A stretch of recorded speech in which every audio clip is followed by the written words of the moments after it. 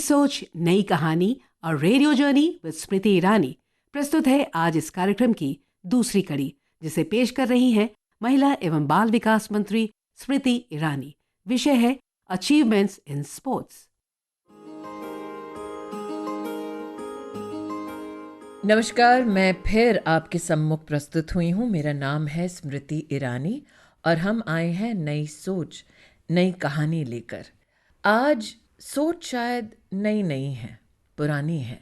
जज्बा है जीत का, सच्चाइयाँ हैं संघर्ष की, और संघर्षों से गुजरते हुए जीत की ओर जाते हुए कुछ ऐसे खिलाड़ियों की कहानी जिन्होंने न सिर्फ इतिहास रचा अपने लिए बल्कि राष्ट्र का गौरव भी बढ़ाया। एक कविता की कुछ पंक्तियां आपको सुनाना चाहती हूँ। असफलता एक चुनौती है, इसे स्वीकार करो। क्या कमी रह गई देखो और सुधार करो। जब तक ना सफल हो नींद चैन को त्यागो तुम। संघर्ष का मैदान छोड़कर मत भागो तुम। कुछ किए बिना ही जय जयकार नहीं होती, कोशिश करने वालों की हार नहीं होती। और कोशिशें करने वाली हारने वाली नहीं बल्कि जीतने वाली आज हमारी स्टूडियो में पधारी हैं दीपा मलिक। दीपा जी को आप सबने कई टीवी चैनल्स पर देखा होगा। उनके स्वरों को, उनकी वाणी को सुनकर आप सब इंस्पायर भी हुए होंगे। दीपा जी ने आज तक राष्ट्रीय प्रतियोगिताओं में 68 गोल्ड मेडल्स जीते हैं, 5 रजत पदक जीते हैं, अंतर्राष्ट्रीय स्तर पर 23 मेडल्स जीते हैं, 4 बार Limca book of world record में अपना नाम दर्ज कराया है। दीपा जी, आपकी एक्चुअली सीवी इतनी तगड़ी है कि कई मेडल्स मुझे यकीन है कि मैंने छोड़ दिए हैं। आई थिंक आज मेरे लिए बड़ा मेडल ये है कि मैं आपके साथ बैठकर आज ये प्रोग्राम में चुनी गई हूँ। ये अपने आप में एक मेडल है। नहीं, आपकी ये उदारता है, और उदारता उनकी भी जो इस वक्त स्टूडियो में मेरे और दीपा जी के साथ मौजूद हैं। ज़फ़र इकबाल साहब जो ओलंपिक्स में न सिर्फ एक गोल्डन इतिहास रच चुके हैं, लेकिन आप सबने देखा होगा कि शाहरुख खान की एक फिल्म आई थी चक दे। एक्चुअली स्पोर्ट्स के शाहरुख खान हैं ज़फ़र इकबाल साहब। ज़फ़र साहब, आपका स्वागत है हमारे कार्यक्रम में। धन्यवाद। आप दोनों ने जीवन में बहुत सारे संघर्षों को देखा, लेकिन संघर्षों को न सिर्फ अपने लिए समाधान में बदला बल्कि आपने स्पोर्टिंग इतिहास भी रचा, खेल के मैदान में इतिहास भी रचा। दीपा जी, आपकी कहानी और ज़फ़र साहब की कहानी में बहुत बड़ा एक फ़र्क है। आप एक पैरा एथलीट हैं जी। आप बताएं, लोग जब चुनौती का सामना करते हैं तो स्पोर्टिंग के बारे में तो बिल्कुल ही नहीं सोचते। आपने कैसे सोचा? मैंने वो हर चीज़ सोची जो मुझे इस शरीर के अंदर एबिलिटीज़ बियॉन्ड डिसेबिलिटी दर्शाने का एक मौका दें। क्योंकि 30 वर्ष की आयु में जब दूसरी बार मुझे पैरालिसिस का अटैक हुआ, बचपन में एक बार हुआ, 3-4 साल में नहीं चल पाई, और 2 बच्चों की माँ बनने के बाद पहली बिटिया का एक्सीडेंट हुआ, वो भी पैरालाइज हुई left side of the body. तो एक दिव्यांग बेटी को मैं बड़ा कर रही थी और उसी के करते करते दोबारा ट्यूमर आने से मेरा छाती का निचला हिस्सा लकवाग्रस्त हुआ। तो एक अपंग माँ एक अपंग बेटी को बड़ा करने वाली थी, तो समाज के लिए ये बहुत बड़ा प्रश्न चिन्ह था। मानसिकता काफ़ी नकारात्मक थी और लोग सोचते थे कि ये परिवार अब कभी खुश नहीं रह सकता, इसके अंदर हमेशा दुख रहेगा, और मेरी दूसरी भी बिटिया है, तो एक वो भी उसके साथ टैबू जुड़ गया। एक तो माँ अपंग, बड़ी बेटी अपंग, और दूसरा बच्चा भी एक लड़की। तो ये बहुत सारी चीज़ें एक सवाल बनकर खड़ी हो गई थी, और इन्हीं का जवाब ढूंढते ढूंढते कि मैं कुछ ऐसा करूं जिस शरीर ने उसी साल एक ब्यूटी कंपटीशन जीता, एक क्राउन मिला मुझे, और सब लोग मेरी तारीफ़ करते थे कि दीपा बहुत खूबसूरत है, लंबी है, और इसको ब्यूटी का खिताब मिला है। और फिर उसी शरीर के लिए मुझे बिल्कुल डिस्कार्ड कर दिया गया, और ये सब भूल गए कि उसके अंदर एक आत्मा भी थी, एक इंसान भी था, जो एक माँ भी थी, एक महिला भी थी, एक पत्नी भी थी, एक गृहिणी भी थी, जो जीना चाहती थी और खुशी से जीना चाहती थी, और एक खुशहाल ज़िंदगी में अपने बच्चों के लिए प्रेरणा बनना चाहती थी। तो वहीं से मैम ये शुरू हुआ सफ़र। जो भी मेरे रास्ते आया, जो भी मैंने रास्ते, तो खैर ऐसा था कि ना मेरे पास चलने के लिए कदम थे और ना ही पदचिन्ह थे जिन पे मैं चलती। दीपा, एक बात बताएं। जी। नॉर्मली लोगों का ये मानना है कि स्पोर्ट्स में, खेल कूद के मैदान में कम उम्र के बच्चे जाते जी। हैं, 30 साल की उम्र हो, स्पोर्टिंग का नया जज्बा हो और दिव्यांगता का एक एहसास हो। जी। आपके लिए एक महिला होने के नाते 30 साल की उम्र में एक नया पड़ाव, एक नया मुकाम हासिल करना, जी। ये दोनों कठिनाइयाँ। और वो भी एक ऐसा समय मैम जहाँ पे ना फंडिंग मिलती थी, ना कोई पॉलिसी होती थी, ना इंफ्रास्ट्रक्चर होता था, ना इस बात की चर्चा होती थी कि दिव्यांगों के लिए खेल को एक रिक्रिएशन के तौर पे देखा जाता था या चैरिटी के तौर पे देखा जाता था। मेन स्ट्रीम उसे समझा ही नहीं जाता था।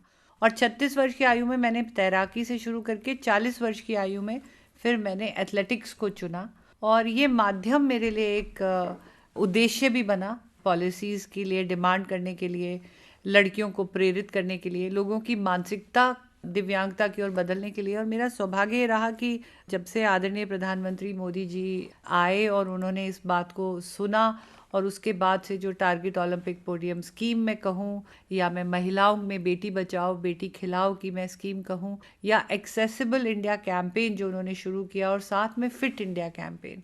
और जब प्रधानमंत्री स्वयं अपना जन्मदिन दिव्यांग बच्चों के साथ मनाते हों, अपने मन की बात में हर मंच से, चाहे वो स्वतंत्रता दिवस की बात हो, वो दिव्यांग खिलाड़ियों के प्रोत्साहन की बात करते हों, तो धीरे धीरे फिर ये बदलाव आया। और मेरा सौभाग्य रहा कि खेलों का माध्यम मेरे लिए एक आत्मनिर्भरता, आत्मविश्वास और मानसिकता बदलने का एक माध्यम बना। जफ़र साहब, दीपा ने अपनी आप बीती बताई, लेकिन आज भारत और भारत की खेल कूद की दुनिया में अगर उपलब्धियों की बात करें, हमारे स्पोर्टिंग टैलेंट की बात करें, तो चाहे वो एशियन गेम्स हों या पैरा एशियन गेम्स हों या पैरा ओलंपिक्स हों, इसमें भारत ने इतिहास का सबसे बेहतरीन परफॉर्मेंस दिखाया। टोक्यो ओलंपिक्स की भी अगर बात करें, और ओलंपिक्स का नाम मैंने लिया, और आप तो नहीं देख पा रहे लेकिन स्टूडियो में जफ़र साहब मुस्कुरा रहे हैं। नहीं नहीं, ओलंपिक्स की आपकी क्या यादें हैं जफ़र साहब? बिल्कुल दुनिया का सबसे बड़ा इवेंट होता है जिसमें 5 से 10 हज़ार एथलीट्स आते हैं और एक से एक एथलीट्स होते हैं डिफरेंट कंट्रीज़ के, और उसमें भी सेलेक्टेड एथलीट्स आते हैं, उनके साथ कंपटीशन होता है, डिफरेंट गेम्स जैसे होता है, कोई हॉकी है, एथलेटिक्स में है, basketball, volleyball, everybody in the same village. तो वो एक एक्साइटमेंट होता है। उसके ओपनिंग सेरेमनी आप देखेंगे तो लगता है कि we are in somewhere else rather than on earth. तो वो एक बहुत बड़ा यानी एक हिस्सा है हमारे ज़िंदगी का कि ओलंपिक्स खेले हम लोग, और उसमें जीते भी और हारे भी। तो स्ट्रगल तो खिलाड़ी करता है मैम, और जी जान से वो खेलता है अपने कंट्री के लिए, चाहे वो छोटे स्तर का है तो वो स्कूल के लिए भी जी जान से खेलेगा, और अगर कंट्री के लिए खेलता है तो वो भी यानी खून पसीने करके वो पहुंचता है उस स्तर पे, और फिर वो चाहता है कि हिंदुस्तान और अपनी टीम जो है वो जीते। तो नेचुरली वो हमें एक बहुत प्रेरणा देती है कि yes we can do it, यानी अगर आज हम जीते हैं तो कल हम हारेंगे नहीं। आप एक ऐसे खेल में मशहूर हुए, आपने अपना टैलेंट दिखाया, हिंदुस्तान का नाम रोशन किया, जो एक क्रिकेट प्रेमी देश के लिए मुख्तलिफ खेल है।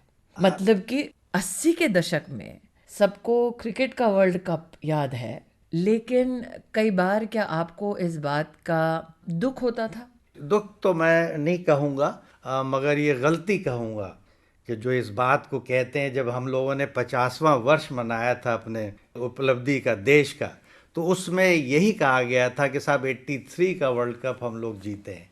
बट द पीपल फॉरगेट कि 1948 में ओलंपिक गोल्ड मेडल हमने जीता, 1952 हेलसिंकी में गोल्ड मेडल जीता, 1956 में मेलबर्न ओलंपिक्स जीता, 1960 में सिल्वर मेडल, 64 में हमने जीता, वर्ल्ड कप जीता, ओलंपिक्स 1980 का जीता। But these people never remembered such events कि एक क्रिकेट का world and the entire 6 medals on one side. So you cannot balance it. You have to balance in sporting events also. तो मेरा सिर्फ यही कहना है कि मुझे सिर्फ एक ही बात का, मैं प्रेस वालों से और टीवी वालों से every time I use to tell them कि सर आपको वो याद नहीं है जब हम आज़ाद हुए 47 में, तो 48 लंदन ओलंपिक्स में हमने फाइनल में लंदन को मारा है, इंग्लैंड को मारा है हमने फाइनल के अंदर, और हमने 52 में, यानी आप इसको एक ओलंपिक का मेडल लाना इज़ नॉट ए जोक।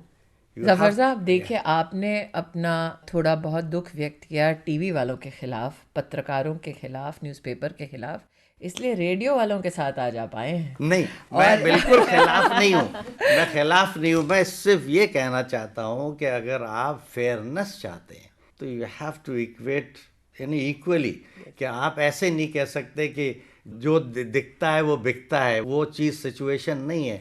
मगर आपको ये भी यकीन होना चाहिए कि हॉकी जो है हिंदुस्तान के लोगों के दिलों में बसा है आज भी। मैं अभी भी कहता हूँ, दुख सबसे ज़्यादा उन्हीं का होता है जब हम लोग हारते हैं, और खुशी भी होती है। अब ये ज़रूर है कि एक खेल को दूसरे खेल से तुलना नहीं करनी चाहिए। एक बात बताएं, आज अगर तुलना ना करें तो भी आपको लगता है कि जैसे कि दीपा जी ने कहा, प्रधानमंत्री मोदी जी के प्रोत्साहन के बाद अलग अलग खेलों को अब एक अलग अलग मुकाम पर हम पहुंचते देख रहे हैं, उनकी गरिमा को बढ़ते देख रहे हैं? बहुत अच्छा सवाल है, और मैं हमेशा ये कहता हूँ कि हिस्ट्री के अंदर कोई भी प्रधानमंत्री ने ऐसा काम नहीं किया जिससे कि स्पोर्ट्स को इतना बढ़ावा मिले। मैं अभी भी कहना था, मुझे किसी से लेना देना नहीं है।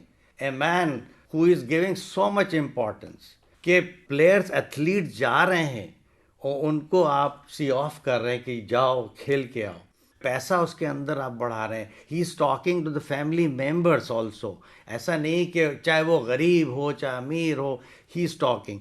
और उसकी वजह से यही है कि मैं ये कहता हूँ कि उन्होंने ऐसी चाबी भरी है, जैसे एक गाड़ी खड़ी होती है, अगर आपने उसको सेल्फ दे दिया, इंजन स्टार्ट कर दिया, तो every part works. So entire country is focusing how to develop sports in our country. आज इस कार्यक्रम को वो भी सुन रहे हैं जो इस वक्त गाड़ी चलाकर शायद दफ्तर जा रहे हैं। उनको मैं बतलाना चाहूँगी, 84 में जफर साहब भारत का तिरंगा ले जाकर ओलंपिक्स में लहरा रहे थे। कैसा लगता है जफर साहब, तिरंगा लेके ओलंपिक स्टेडियम में चलते हैं शान से? Yes, it was naturally it was a proud moment. I still remember कि भाई मुझे यानी बहुत बड़ी यानी एक इम्पोर्टेंस दी गई थी मुझे, ख़ास तौर पे being a senior most, may be I don't know what was the reason behind it, but I still feel proud कि भाई मैंने हिंदुस्तान के झंडे को लेके चले। और ये भी मैं कहना चाहता हूँ कि हमारा जो स्लोगन था बिफोर एवरी मैच, हम यही कहते थे, भारत माता की जय।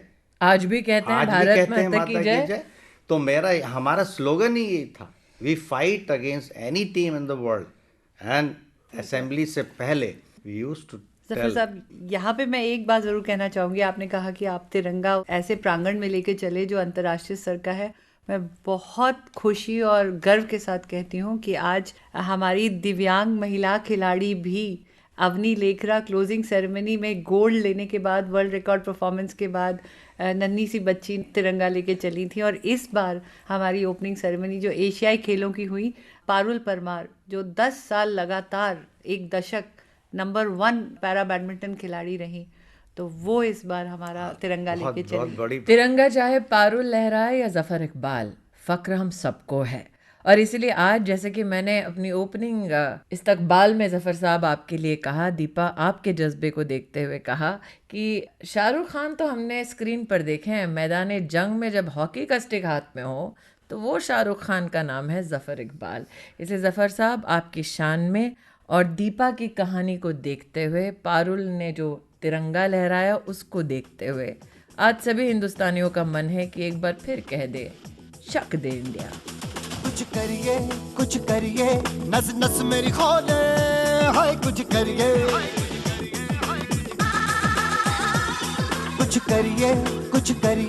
बस बस बड़ा बोले, अब कुछ करिए। ओ कोई तो चल जिद फड़िए, तू बेतरिए या मरिए, हाय कोई तो चल जिद फड़िए, तू बेतरिए या मरिए। चक दे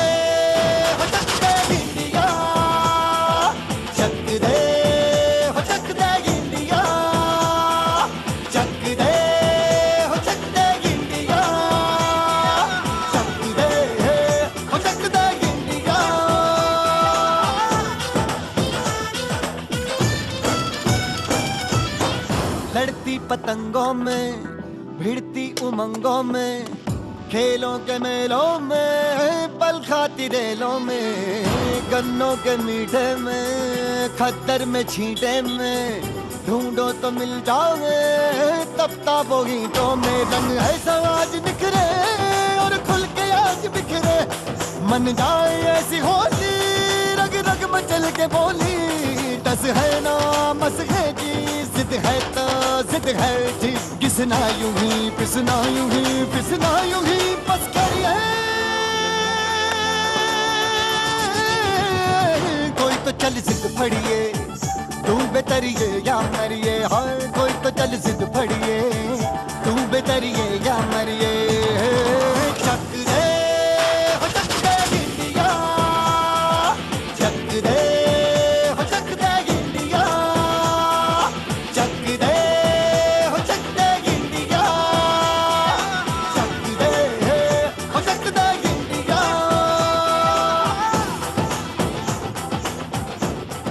चक दे इंडिया के बाद चक दे फटे, क्योंकि अभी हमारे साथ स्टूडियो में है रविंदर सिंह जी। अब रविंदर जी को मैं बड़ी ही विनम्रता से माफ़ी मांगते हुए कह रही हूँ, ज़फ़र साहब ने क्रिकेट वालों के बारे में थोड़ी सी धुलाई कर दी। रविंदर जी हैं बीसीसीआई के कोच, अंडर 19 खेल चुके हैं, और आकाशवाणी पे जब आप मैचेस का प्रसारण सुनते हैं तो एक्सपर्ट के रूप में आपने रविंदर जी की आवाज़ को ज़रूर सुना होगा। लेकिन सुनने वालों को बताना चाहूँगी कि मेरे साथ अभी स्टूडियो में रविंदर जी के साथ साथ हैं पूनम बेनीवाल जी। अब पूनम बेनीवाल जी राष्ट्रीय स्तर की बेस्ट बॉक्सिंग चैम्पियन रह चुकी हैं। आज भारत सरकार में टॉप स्कीम्स में पूनम जी अपना योगदान दे रही हैं, चाहे वो स्पोर्ट्स और शिक्षा का क्षेत्र हो, चाहे वो रेसलिंग हो, चाहे वो वेट लिफ्टिंग हो। पूनम जी स्पोर्ट्स अथॉरिटी ऑफ इंडिया के साथ वर्तमान में कार्यरत हैं। अगर आपने देखा है कि मेरी कौम कैसे दनादन बॉक्सिंग करती हैं, तो उसके पीछे एक राज ये भी कि मुक्का मारना पूनम जी सिखाती हैं। पूनम जी, कितनों के दांत टूट चुके हैं अब तक? मुक्केबाजी में दो चीज़ है, आपको मारना भी है, बचाना भी है, बचा के फिर मारना भी है। अरे बाप रे, इसका मतलब कि आप अगर मेरी कौम को सिखा सकती हैं फिट इंडिया के अंतर्गत, स्पोर्ट्स अथॉरिटी ऑफ इंडिया के अंतर्गत, तो मुझ जैसी फैट इंडिया की प्रतिनिधि को भी तो सिखा सकती हैं। मैम बॉक्सिंग रिक्रिएशन के लिए भी किया जा सकता है। लेकिन पूनम जी ये बताएं, हाँ जी। स्पोर्ट्स क्या अब मात्र रिक्रिएशन रह गया है? लेकिन अगर मैं सरकार की स्कीमों को देखूं तो it's become a serious business. जैसे मैम फिट इंडिया का बताया, फिट इंडिया में यही है मोटो कि भी हर एक व्यक्ति, भारतीय व्यक्ति जो फिट हो। जो भारत सरकार की स्कीम्स हैं, खेलो इंडिया है, टॉप स्कीम है, इसके अलावा साई के जो अलग अलग ट्रेनिंग सेंटर्स हैं और फिर साई स्कीम्स हैं, तो वो सबका मोटो यही है, क्योंकि स्वस्थ शरीर में ही हमारा स्वस्थ मस्तिष्क काम करेगा ना। तभी आज तक हमारे देश के इतिहास में कभी भी ओलंपिक के पोडियम को टारगेट करती हुई कोई स्पेसिफिक स्कीम नहीं रही। टॉप स्कीम वही है पूनम जी? हाँ जी हाँ, 2014 के बाद टॉप स्कीम ने बड़ा अच्छे से काम किया, और 2019 में फिर डेवलपमेंट ग्रुप भी जो ऐड किया इसमें दो तरह के खिलाड़ी हैं मैम। टॉप स्कोर जो 2024 की ओलंपिक की दावेदारी है, और 2028 की ओलंपिक की दावेदारी के लिए टॉप डेवलपमेंट ग्रुप है।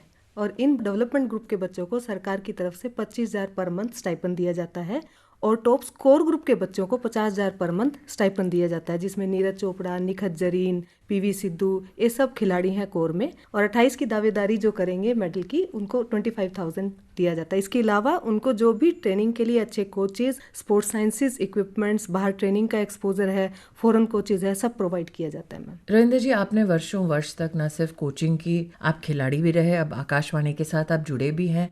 क्या आज तक हमारे देश में आज से 4 साल बाद, 5 साल बाद खेल के मैदान में अंतर्राष्ट्रीय स्तर पर कौन उत्तीर्ण होगा, ऐसी कभी सरकारी स्कीम क्या रही है? मैडम, अब जबरदस्त चेंजेस आ चुके हैं कि अब सबसे बड़ी बात तो जो वुमेन्स क्रिकेटर्स हैं उनकी सैलरी एट पार कर दी गई है जेंट्स के बराबर। इतना बड़ा चेंज है ये कि पहले लड़कियों को आप देखते नहीं थे नेट्स के ऊपर खेलते हुए, घरों में रहती थी 10-15 साल पहले। आज अपने अपने घर से छोटी छोटी बच्चियां निकल के आ रही हैं। ये सब गवर्नमेंट की जो पॉलिसीज हैं, जो इन्होंने एट पार की, ऑप्शन बन चुका है क्रिकेट एक। और हमारी टीम इंडिया की अनबीटेबल है आज, अनबीटेबल। पूरे वर्ल्ड में कोई टीम नहीं है जो कम्पीट भी कर सके। वन साइडेड चल रहा है ये, सिर्फ state of the art facilities हैं, इनके जो इक्विपमेंट्स मिले गए और इनको जो फैसिलिटीज दी गई हैं।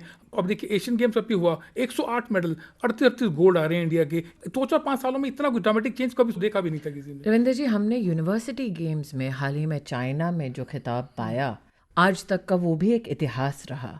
सरकार में आज एक ये संकल्प भी है कि आप यूनिवर्सिटी लेवल पर या फिर खेलो इंडिया के माध्यम से स्कूल लेवल पर ही आप खिलाड़ियों का चयन कर उनको आइडेंटिफाई कर फिर उनका समर्थन करें। अगर आपके वक्त ये होता जब आप खिलाड़ी थे तो आपको क्या लगता है कि भारत क्या तब भी शानदार प्रदर्शन कर पाता? मैडम, पहले हमारे ज़माने में क्या होता था, एक टीम बनती थी, जैसे दिल्ली की टीम बन रही है अंडर 16-19 की, रात को पता चलता था ये लोग 16 लड़के खेलेंगे, कोई मैच नहीं होता रहा, कोई कुछ नहीं होता रहा। आज हर क्लब से 200 लड़के जाते हैं, उनके मैचेस होते हैं, फिर शॉर्टलिस्टेड होते हैं, फिर 100 होते हैं, फिर 50 होते हैं, फिर 40 और बाद में टीम बनती है। हर बच्चे को पता है कि मेरा सिलेक्शन क्यों नहीं हुआ, वो बोल ही नहीं पाते क्योंकि इतना फेयर सिलेक्शन है, परफॉर्म करोगे आगे जाओगे। और अंडर 16 अंडर 19 के लेवल में ही आज उनको इतना पैसा मिलना शुरू हो गया है कि वो सिर्फ स्पोर्ट्स में ध्यान दे रहे हैं, जो सोच भी नहीं सकते थे पहले ज़माने में ये लोग। आज इतनी पॉलिसी गवर्नमेंट की है जहाँ गवर्नमेंट इतना फंड्स वगैरह दे रही है और उसके बाद इतने लोग अट्रैक्ट हो रहे हैं स्पोर्ट्स की तरफ। पूनम, जैसे कि रविंदर जी कह रहे हैं कि जज्बे के साथ अगर सहयोग और समर्थन सरकार का मिले तो एक खिलाड़ी अपने सपनों को भी साकार करे, देश का नाम भी रोशन करे। आप जब राष्ट्रीय चैंपियन रहीं, आज आप एक कोच के नाते मेरी कॉम जैसी हमारी महिला खिलाड़ियों को या पीवी सिंधु जैसी हमारी महिला खिलाड़ियों को समर्थन दे रही हैं। जब आप कोचेस बैठते हैं, स्पेशली महिला कोचेस, क्या आप सोचते हैं कि काश हमारे वक्त अगर ऐसा होता तो हम भी अब मेरी की तरह या पीवी सिंधु की तरह पहुंचते अपने मुकाम तक? ये तो है मैम, अभी बहुत इम्प्रूवमेंट है पहले से। अभी सरकार की तरफ से गाइडलाइंस हैं कि आप जब भी कोई बाहर टीम जाएगी, महिला कोच का होना साथ में ज़रूरी है, महिला फिजियो का साथ में होना ज़रूरी है। अभी रिसेंटली एशियन गेम्स हुए तो सरकार की तरफ से कंफर्मेशन किया गया कि भी आप महिला खिलाड़ियों के साथ महिला कोचेज हैं, तो एक बीइंग अ प्लेयर भी आपको एक बहुत अच्छा लगता है कि भी आपके साथ महिला खिलाड़ी हैं। और ये अभी नंबर्स बढ़ भी रहे हैं। इवन आप मेडल्स भी देखें मैम कि दिस इज़ लाइक ऑलमोस्ट 50-50 जो हमने एशियन गेम्स में मेडल जीते हैं। तो जो अपना खेलो इंडिया के थ्रू हम स्पोर्ट्स फॉर वुमेन करवा रहे हैं, उसमें वुमेन लीग्स करवाई जा रही हैं अलग अलग स्पोर्ट्स डिसिप्लिन में, जो 12 वर्टिकल्स हैं खेलो इंडिया के। तो जो वुमेन्स लीग के कारण भी बहुत सारी वुमेन्स आगे आ रही हैं, क्योंकि एलीट लेवल पे तो टॉप स्कीम देख रही है, ग्रास रूट पे तो खेलो इंडिया काम कर रहा है। जो पिरामिड बनता है स्पोर्ट्स का कि भी आपको खेलो इंडिया स्कीम है, फिर डेवलपमेंट ग्रुप है, फिर कोर ग्रुप है। और खेलो इंडिया स्कीम में भी मैम हर साल 3000 बच्चों को 10,000 पर मंथ स्टाइपेंड दिया जाता है, और वो सही टाइम पे उनको दिया जाता है। क्योंकि अगर कोई बच्ची या कोई बच्चा खेल शुरू कर रहा है, उसको आवश्यकता पैसे की तब है कि अच्छा जूता पहनना है, अच्छी जुराबें पहननी है, किट अच्छा चाहिए, हॉकी स्टिक, ग्लव्स अच्छे चाहिए, तो वो वहाँ ज़रूरत पूरी होती है। और अभी खेलो इंडिया यूनिवर्सिटी गेम्स हुए हैं, तो अभी हर लेवल पे काम हो रहा है हमारा कि भी खेलो इंडिया यूथ गेम्स है, खेलो इंडिया यूनिवर्सिटी गेम्स हैं, फिर उसके अलावा जो नेशनल गेम्स, और ये सारी चीज़ एक स्ट्रक्चर बना रही है। आपका जज्बा देख कर ना, जो आपकी एक्साइटमेंट है, मैं एक बात कहना चाहती हूँ। मुझे आज ग्लानि हो रही है कि आप जिस वक्त चैम्पियन थे, आप जिस वक्त खेल के मैदान में उभर रही थी, तब हमारे देश में ऐसी व्यवस्थाएं नहीं थी। आप जैसी ऐसी कितनी महिला खिलाड़ी हैं जो आज कोच के रूप में दूसरी महिलाओं को आगे बढ़ा रही हैं।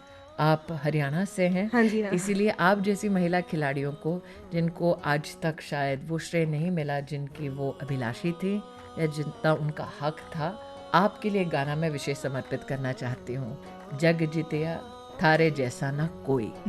Thank you ma'am. ना वो अखियां रूहानी कहीं, ना वो चेहरा नूरानी कहीं, कहीं दिल वाली बातें भी ना वो सजरी जवानी कहीं।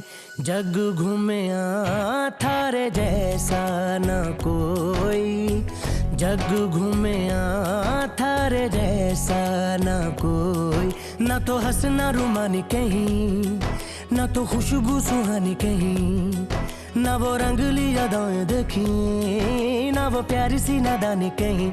जैसी तू है वैसी रहना, जग घूमिया थारे जैसा ना कोई, जग घूमिया थारे जैसा ना कोई।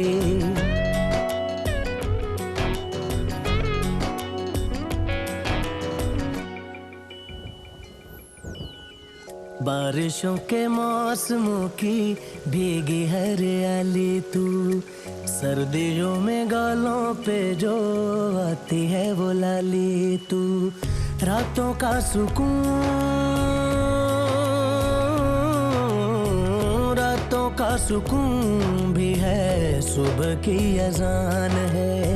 चाहतों की चादरों में मैंने है संभाली तू, कहीं आग जैसी जलती है, बने बरखा का पानी कहीं, कभी मन जाना चुपके से, यूं ही अपनी चलानी कहीं।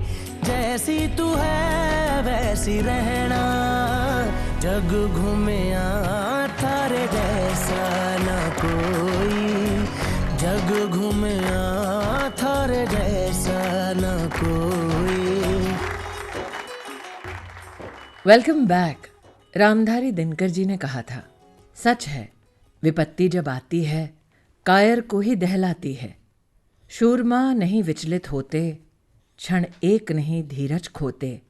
विघ्नों को गले लगाते हैं, कांटों में राह बनाते हैं। और कांटों में कुछ ऐसी राह बनाई हमारे 3 गेस्ट्स ने, जिन्होंने मिलकर इतिहास रच डाला। आज स्टूडियो में मेरे साथ हैं 2022 एशियन पैरा गेम्स की सिल्वर मेडलिस्ट ज़ैनाब खातून जी। संग हैं अंकुर धामा जी, जो 2 गोल्ड मेडल जीत चुके हैं एशियन पैरा गेम्स 2022 में लॉन्ग डिस्टेंस रनिंग के लिए। और संग हैं 2018 में gold medallist Asian para games, 2022 में gold medallist Asian para games, currently number 1 para Olympian Neeraj Yadav ji. आप तीनों का स्वागत है। इससे पहले कि मैं बात करूं, मुझे इस बात का यकीन है कि जो आज आपको सुन रहे हैं उनको आप पे बहुत गर्व है। इनफैक्ट मैं अपने आप को बहुत ही आज भाग्यशाली मानती हूं कि आप तीनों के सम्मुख में उपस्थित हूं बातचीत करने के लिए। ज़ैनाब, आपसे शुरू करते हैं। आप पावर लिफ्टर हैं भाई?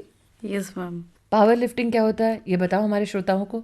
पावर लिफ्टिंग मैम सबसे मेन चीज़ होती है पावर, और अगर उसको वुमेन करे तो वो और भी ज़्यादा पावरफुल हो जाती है। तो पावर लिफ्टिंग का तो कोई तोड़ ही नहीं है। ज़ैनाब, ये एक नॉर्मल खेल नहीं है लड़कियों के लिए। ज़्यादा से ज़्यादा लोग सोचते हैं लड़की क्या करेगी, थोड़ा दौड़ लेगी। कभी कभी लड़कियों को देखा जाता है कि डिस्कस थ्रो हो गया, जैवलिन हो गया, मेरी कॉम की वजह से बॉक्सिंग हो गई। ये पावर लिफ्टिंग का आइडिया कहाँ से आया? मैम पहले तो सब यही बोलते थे मेरे को कि आप डिस्कस कर लीजिए, लेकिन मेरा मन ये था कि कुछ अलग ही होना चाहिए, क्योंकि मुझे बचपन से ही ये शौक था। ड्रेस होती थी तो भी सबसे अलग, जूते होते थे तो सबसे अलग। तो जब गेम्स में आई तो मेरा मन ये था कि सबसे अलग ही होना चाहिए। अच्छा, सबसे अलग में इतना अलग हो गई कि सिल्वर मेडलिस्ट हो गई। और जब मेडल मिला तो घर में सबने क्या कहा? मैम सभी को बहुत ज़्यादा अच्छा लग रहा है मेरा मेडल आने के बाद। गांव में बहुत ज़्यादा खुशी है। गांव कहाँ है तुम्हारा ये बताओ सबको। हाँ जी, एक छोटा सा गांव है, किला रोड पे पड़ता है, नंगला साहू, और मेरठ से 18 किलोमीटर पीछे है। पीछे नहीं भाई, आगे कर दिया तुमने तो सिल्वर मेडल जीत के। बिल्कुल, पहले पीछे था ना मैम वो। अब मैं जैसे ही वहाँ से आई निकल के तो मैंने उसको आगे कर दिया। जनाब, तुम्हारी इस उपलब्धि पे न सिर्फ हमको बल्कि मेरठ वालों को भी ज़रूर फ़क्र है। ये बात बताएं, बात अगर गौरव की निकलती है अंकुर जी, आप तो ऐसा दौड़े कि 2 गोल्ड मेडल ले आए। नमस्कार सभी सुनने वालों को, बहुत बहुत धन्यवाद मैम।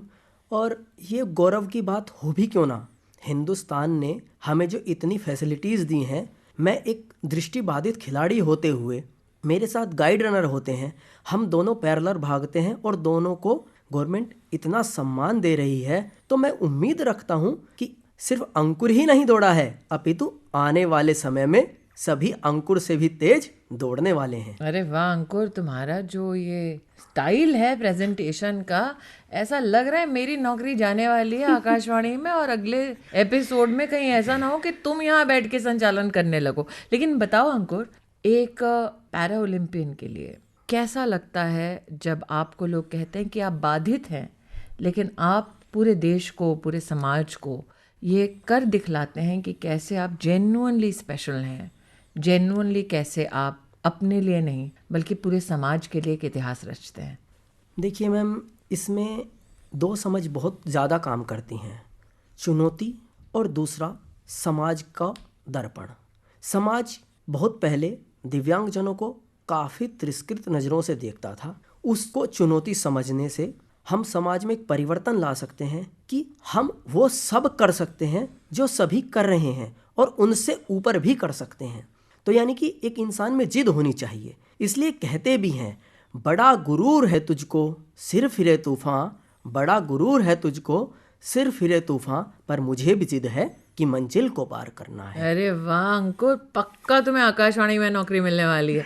अब ये बताओ अंकुर, कैसा लगता है जब ना सिर्फ गोल्ड मेडल पाते हो बल्कि प्रधानमंत्री जी द्वारा ट्वीट करके आनंदित होके फिर तुम सफलता के एक नए शिखर पर पहुंच जाते हो। बहुत कम लोग हैं जिनका ये सौभाग्य है कि देश के प्रधानमंत्री न सिर्फ उन्हें स्वयं जाने बल्कि उनको स्वयं प्रेरणा के रूप में प्रधानमंत्री हमारे देश के राष्ट्र के सम्मुख प्रस्तुत करें। तो कैसा लगा जब प्रधानमंत्री जी ने कहा वाह अंकुर क्या दौड़े हो? मैम ये सुनकर बहुत अच्छा लगता है, और सुनकर ही नहीं अपितु जब साक्षात्कार होता है उनसे तो आनंद ही कुछ दूसरा है। ये कार्य हमारे प्रधानमंत्री जी 2014 से करते आ रहे हैं, और मैं उम्मीद रखता हूँ कि अब प्रधानमंत्री जी से मिलना और उन तक पहुँचना बहुत मुश्किल नहीं है, क्योंकि उनकी आत्मीयता मन की बात से तो हम सब के साथ पहुँच ही रही है। अब बताओ ज़ैनाब, तो मेरठ वालों के बारे में बात कर रही थी, तुम अपने गांव का, अपने इलाके का नाम बताओ। मैं अभी मूलतः उत्तर प्रदेश का रहने वाला हूँ, लेकिन मेरा पालन पोषण सोनीपत डिस्ट्रिक्ट में पलड़ा विलेज है, वहाँ से हूँ। और अब गांव से या अपने प्रदेश से लोग क्या संदेश भेजते हैं? उन्हें काफ़ी अच्छा लगता है, और ये समझकर मुझे भी अच्छा लगता है कि वहाँ की मिट्टी ने, वहाँ के खान पान ने मुझे इस कदर मजबूत बनाया, मेरी आत्मशक्ति को बढ़ाया। देखिए, वैसे मैं बड़ा ही दुबला पतला कमज़ोर सा बालक हूँ, लेकिन ईश्वर की कृपा से हम लोगों को ये शक्ति मिली, और शक्ति के साथ हमारे पूरे डिपार्टमेंट ने, स्पोर्ट्स अथॉरिटी ऑफ इंडिया ने और गवर्नमेंट ने उस शक्ति में अपना बल प्रदान करते हुए उसको सशक्त बनाया। और वो सशक्तिकरण अभी हमने पैरा एशियाई खेलों में और उससे पहले एशियाई खेलों में भी बखूबी देखा है। अरे अंकुर, तुम्हारी जितना मैं भागती तो मैं भी पतली हो जाती, लेकिन एक तरफ अंकुर का दौड़ना, दूसरी तरफ जैनाब का पावर लिफ्टिंग करना, और तीसरी तरफ नीरज जी करंटली नंबर 1। कैसा लगता है?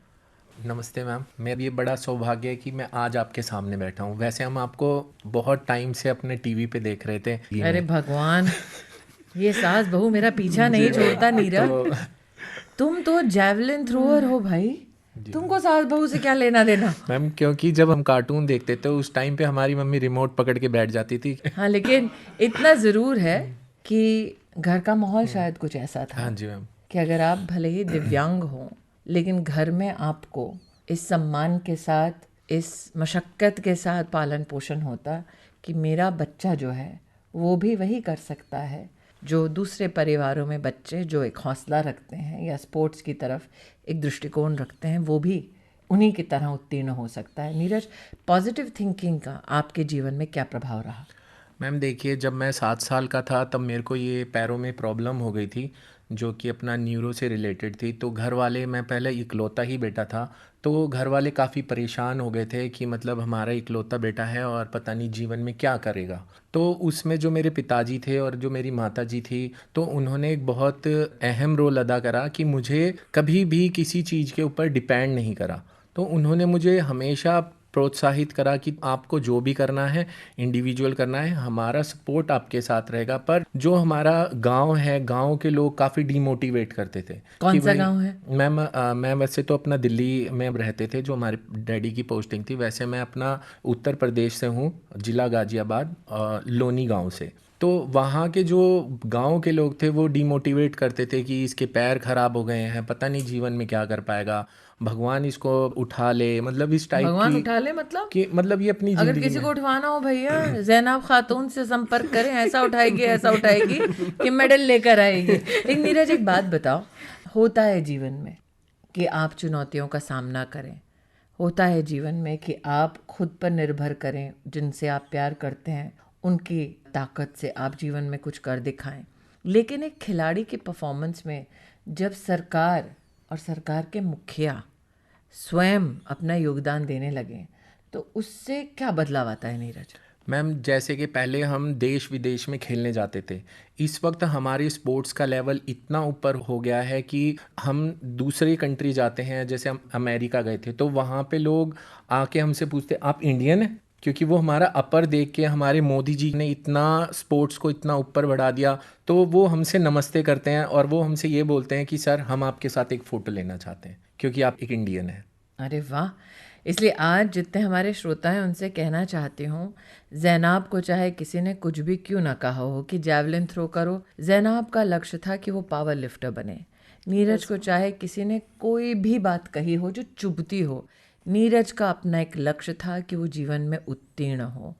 अंकुर जी की तो बात ही निराली है, क्योंकि अंकुर जी ने तय किया कि वो ना सिर्फ लॉन्ग डिस्टेंस रनिंग करेंगे, ना सिर्फ पदक पाएंगे, बल्कि अपनी जीवन शैली से बहुत सारे लोगों को प्रोत्साहित करेंगे। आपके प्रोत्साहन के लिए, आपकी जीत के लिए आपको बधाई देती हूँ। और अगर कोई अंकुर की कहानी, ज़ैनाब की कहानी, नीरज की कहानी इस वक्त सुन रहे हैं, उनको बतलाना चाहूँगी कि तुम्हारा भी टाइम आएगा, अपना टाइम आएगा। उठ जा अपनी राख से, टूट जा अब तलाश में, परवाज़ देख परवाने की, आसमां भी सर उठाएगा। आएगा अपना टाइम आएगा, मेरे जैसा शाना लाला तुझे ना मिल पाएगा। ये शब्दों का ज्वाला मेरी बेड़ियां पिघलाएगा, जितना तूने बोया है तू उतना ही तो खाएगा। ऐसा मेरा ख्वाब है जो डर को भी सताएगा, जिंदा मेरा ख्वाब अब कैसे तू दफनाएगा। अब हौसले से जीने दे, अब खौफ नहीं है सीने में, हर रास्ते को चीरेंगे हम, कामयाबी छीनेंगे। सब कुछ मिला पसीने से, मतलब बना अब जीने में। क्यों? क्योंकि अपना टाइम आएगा, तू नंगा ही तो आया है, क्या घंटा लेकर जाएगा। अपना टाइम आएगा, अपना टाइम आएगा, अपना टाइम आएगा, तू नंगा ही तो आया है, क्या घंटा लेकर जाएगा। अपना टाइम आएगा।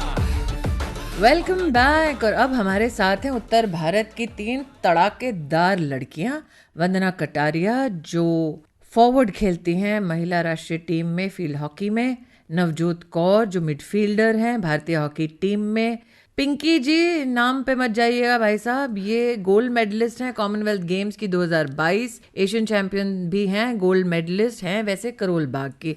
फिर पिंकी तुम खेलती थी क्रिकेट, अब खेल रही हो लॉन बॉल, हर चीज़ में उत्तीर्ण होना है। यस मैम, ये आपसे सीखा है। अरे वाह, इनका बहुत लंबा करियर हो सकता है पॉलिटिक्स में। अच्छा ये बताओ, लॉन बॉल कोई नहीं जानेगा शायद, बहुत ही पॉपुलरली हमारे देश में, ये खेल क्या है संक्षेप में बताओ। Ma'am it's a game of concentration and patience. इसमें एक हमारा जो ग्राउंड होता है इससे 40x40 और आपको एक बॉल रोल करनी है एक जैक के पास जो कि 23 मीटर है। कितने सालों से खेल रही हो पिंकी? 13 साल में। और इन 13 सालों में तुमने सरकार की ओर से इस खेल के प्रति क्या बदलाव देखा है? मैम जब से कॉमनवेल्थ में गोल्ड मेडल लगा है तब से हमारी गेम को इम्प्रूवमेंट हुआ है। और सबसे अच्छा लगा था जब मोदी जी से मैं मिली और जब मैं स्टेज पे उनके पास गई, मेरे हाथ शिवर कर रहे थे and he said to me, wow golden girls, आपने तो कमाल कर दिया। वाह गोल्डन गर्ल करोल बाग से। और जब मोदी जी से मिलने के बाद घर लौटी, फिर करोल बाग में क्या माहौल था? मैम करोल बाग में तो पता ही आपको, बैंड बाजा बज गया। वैसे बैंड बाजा तो तुमने उनका भी बजाया दिन के सामने, तुम खेली और हिंदुस्तान के लिए तुमने गोल्ड जीता। नहीं बिल्कुल, मुझे एक्चुअली बचपन से था कि मैं अपने फादर के नाम से नहीं जानूं बल्कि मेरे नाम से मेरे फादर पहचाने जाएं। और क्या यही हाल है वंदना तुम्हारे और नवजोत के घर में? वंदना? हाँ जी मैम, एक्चुअली हम लोग हॉकी प्लेयर हैं और हम लोग खेलते ही रहते हैं और अभी भी मैचेस चल रहे हैं। एक बात बताओ, हॉकी टीम के बारे में तो बहुत विख्यात हुआ था मोदी जी का एक वीडियो, जब वो खिलाड़ियों से फ़ोन पर बात कर रहे थे, वायरल हो गया पूरे देश में। तब कैसा लगा और घर वालों ने तब क्या कहा? एक्चुअली मैम वो बहुत एक प्राउड मोमेंट थी हमारे लिए ओलंपिक्स में खेलना, और स्पेशली जब मोदी जी की कॉल आई, जब उन्होंने बात की तो हम ऑलरेडी अपना ब्रॉन्ज हार चुके थे, पर उन्होंने जब हमें कॉल पे मोटिवेट किया कि आप लोग यहाँ तक पहुँचे हो तो हमारे लिए वही काफ़ी है, हमारी बेटियों ने हमारे शान बढ़ा दी, तो वो मोटिवेशन वर्ड हमारे लिए टॉप ऑफ द वर्ल्ड थे, तो हम बहुत खुश थे उसके बाद। आज हमारे स्टूडियो में इस कार्यक्रम की हमने शुरुआत की ज़फ़र इकबाल साहब के साथ, और आज तुम बेटियां हॉकी के फील्ड में हमारा नाम रोशन कर रहे हो। तो नॉर्मली ये देखा जाता है लड़कियों के लिए ये खेल थोड़े अलग माने जाते हैं, हॉकी तो माना जाता ही अलग है, लॉन बॉल भी लड़कियों के संदर्भ में कभी भी चर्चा में नहीं आता। तो जब एक खिलाड़ी होने के नाते आप रेगुलर स्पोर्ट नहीं कुछ इरेगुलर करते हैं तो इसका क्या परिणाम होता है पिंकी? मैम इसमें तो पहले तो लोग बोलते हैं यार ये क्या गेम ले ली, इतना अच्छा क्रिकेट खेल रहे थे आप, क्या लॉन बॉल में चले गए। मैंने बोला नहीं, इजी वे तो सभी जाते हैं, कुछ अलग करेंगे तभी अलग जाएंगे, और शायद इस बार ही मैंने अलग किया और इसके बाद भी मेरा कुछ और भी प्लान है। मुझे आपको देख के बहुत अच्छा लगा, तो मैं भी आई ज्वाइन बीजेपी पार्टी। अरे बाप रे, मैंने कहा था आपको शुरुआत में इस सेगमेंट के कि इनके लक्षण सारे नेता वाले हैं। लेकिन एक बात बताओ नवजोत, आप और वंदना दोनों ही हॉकी के खिलाड़ी हैं। अब जब आप स्टेडियम में जाते हैं, हिंदुस्तानी जब स्टेडियम में दर्शक बनकर आते हैं, तो माहौल कैसा होता है? मैम आफ्टर टोक्यो जब हम लोग ओलंपिक में गए थे तो उस टाइम पे हमारा जो 4th प्लेस आया था, तो मुझे ये लगा कि जो हमारे मोदी जी हैं हमेशा विनर्स को मतलब अच्छा बोलते हैं कि ये लोग गोल्ड मेडल लाए लेकर, लेकिन उस टाइम पे हम लोग 4th आए थे। पर जो हम लोगों को एक रिस्पेक्ट मिली थी इंडिया से, उसके बाद से जो हॉकी टीम का जो एक माहौल है वुमेंस टीम का, वो बहुत ज़्यादा चेंज हो गया। तो अभी जाते हैं तो लोग फ़ोटो खींचते हैं और मतलब काफ़ी चेंजेस आए हैं, जानते हैं लोग बाग, तो अच्छा लगता है। व्यवस्थाओं में क्या बदलाव आया है नवजोत? स्पेशली अभी फैसिलिटीज़, अभी हम बैंगलोर साई में ट्रेनिंग करते हैं सभी हॉकी प्लेयर्स, मैन वीमेंस। वहाँ पे फैसिलिटीज़ बहुत अच्छी है। और स्पेशली जब 2014 में मैंने रेलवे ज्वाइन किया, तब ऑलमोस्ट मुझे इंजरी थी, तो एक सहारा होता है कि प्लेयर्स के लिए कि फाइनेंशियली हम अपनी फैमिली को सपोर्ट कर सकें। तो उस टाइम रेलवे ने मुझे जॉब दी, तो मैं अपने फैमिली को लेकर बहुत मैं एक खुशी फील कर रही थी कि काश 18,000 पे मैंने ज्वाइन किया था, कि आज मेरे 3 ब्रदर सिस्टर हैं, मम्मी पापा हैं, उनको मैं अच्छे से घर का खर्चा कुछ भी चला सकती हूँ। और आज मैं रेलवे में OSD हूँ, ऑलमोस्ट स्पोर्ट्स ऑफिसर। तो मैं सबसे पहले रेलवे का थैंक्स करना चाहती हूँ। मुझे एक बात बताओ नवजोत, कभी कोई ये कल्पना नहीं करता कि एक लड़की खेल के मैदान में उत्तीर्ण होती है, लेकिन ये चिंता भी करती है कि माता पिता की मदद कैसे करे, खर्चा घर का कैसे निकाले। पुरुषों के बारे में कभी हमने ये चर्चा की नहीं, लेकिन एक महिला होने के नाते वो सरकार से समर्थन ताकि घर चल सके, कितना ज़रूरी है एक्सपोर्टिंग व्यक्ति के लिए? बहुत ज़रूरी है। मुझे याद है मुझे 31,000 रुपीज़ मिले थे जब मैंने एक टूर्नामेंट जीता था, तो वो एक अलग ही खुशी थी, खुशी का माहौल था हमारी फैमिली में। तो ऐसे ऐसे मुझे, जो मैं हरियाणा स्टेट से बिलोंग करती हूँ, मुझे हर मेडल पे 5 लाख, 3 लाख और एशियन गेम्स मेडल पे 50 लाख, 1.5 करोड़। तो ये गवर्नमेंट का बहुत अच्छा सपोर्ट है जो आज हम अपनी फैमिलीज़ को पाल रहे हैं। मैं आज हमारे सभी श्रोताओं से कहना चाहती हूँ कि हमारे सेगमेंट के अंत में पिंकी जैसे करोल बाग दिल्ली से हैं, वंदना का परिवार वर्तमान में उत्तराखंड में है, नवजोत का परिवार हरियाणा में है। ये कहानियाँ हैं साधारण लड़कियों की, कहानियाँ हैं असाधारण चुनौतियों को पार करके समाधान तक पहुँचने की। कहानियाँ आज आपने सुनी न सिर्फ नए सोच की बल्कि नए संकल्पों की। और इसीलिए आज चाहे वो खेल का मैदान क्रिकेट से ही ना जुड़ा हो, बल्कि जुड़ा हो हॉकी से, लॉन बॉल से, या फिर कोई पैरा ओलंपियन हो, आज जब हमारे खिलाड़ियों को देश का नागरिक देखता है तो उनकी सफलता को देखते हुए नागरिक को भी लगता है कि स्पोर्टिंग की दुनिया के हम भी सिकंदर हैं। तो यहाँ के ये सिकंदर हैं और आज इन सिकंदरों की आपने कहानियाँ सुनी। नई सोच, नई कहानी जारी रहेगी ये गुफ्तगू अगले हफ्ते फिर आपके साथ गोल्ड 100.1 पर। तो नवजोत, वंदना, पिंकी, चाहे करोल बाग हो, मेरठ हो या हो हरियाणा, तुम हो हमारे सही सिकंदर। जो सब करते हैं यारो वो क्यों हम तुम करें, यूं ही कसरत करते करते काहे को हम मरे। घर वालों से, टीचर से भला हम क्यों डरे, यहाँ के हम सिकंदर चाहे तो रख ले सबको अपनी जेब के अंदर, हर हमसे बच के रहना मेरी जान। नहीं समझे हैं वो हमें तो क्या जाता है, हमारी बाजी को जीतना हमें आता है।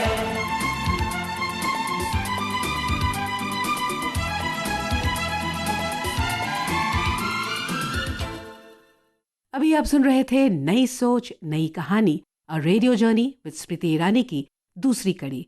इस कार्यक्रम की अगली कड़ी आप अगले बुधवार सुन सकते हैं 9 बजे से, और पुनर्प्रसारण इसका 102.6 मेगाहर्ट्ज FM रेनबो पर इसी दिन सुन सकेंगे।